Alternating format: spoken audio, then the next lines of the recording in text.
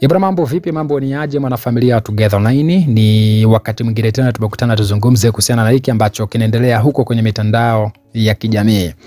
Zari the Boss Lady anasumbuliwa na asas, anasumbuliwa na vidonda vya tumbo.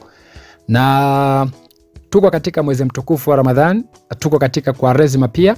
Anauliza kwamba mnawezaje kudili na hivi vitu katika mwezi huu mtukufu wa Ramadhani, akiwa na maana ya kwamba mtu umefunga at the same time una vidonda vya tumbo, kwa sababu anadai kwamba yeye inamsumbua sana. Inavyoonekana ni kwamba ana hayo maradhi ya vidonda vya tumbo yanamsumbua, kwa sababu anadai kwamba anafunga siku 2, ya 3 ana skip.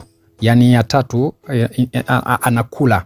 Unaona bwana, anafunga tena siku 2, ya 3 hali inakuwa ni mbaya kabisa. Kwa unakuta anakula ili asijiumize, unajua zile. Kwa hivyo akawa anaulizia sasa hapa mashabiki zake kwamba nyie mnadili vipi na vidonda vya tumbo wakati huu au kipindi hiki cha mwezi mtukufu wa Ramadhani.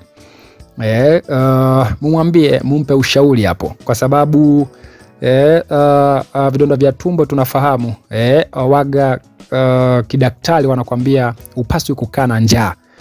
Tumbo halipaswi kuwa wazi, kwa sababu acid tumboni inapotolewa alafu ikakuta tumbo likawazi, manake linaanza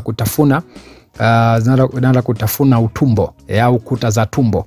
Kwa hivyo mwisho wa siku ndo hivyo vidonda vinakuwa ni vikubwa zaidi. Kwa hiyo kitabibu, kidaktari wanakuambia sio vyema, sio vizuri kukaa tumbo wazi huku ukiwa na vidonda vya tumbo. Sasa Zari the Boss Lady anauliza, mnawezaje kudili na hicho kitu?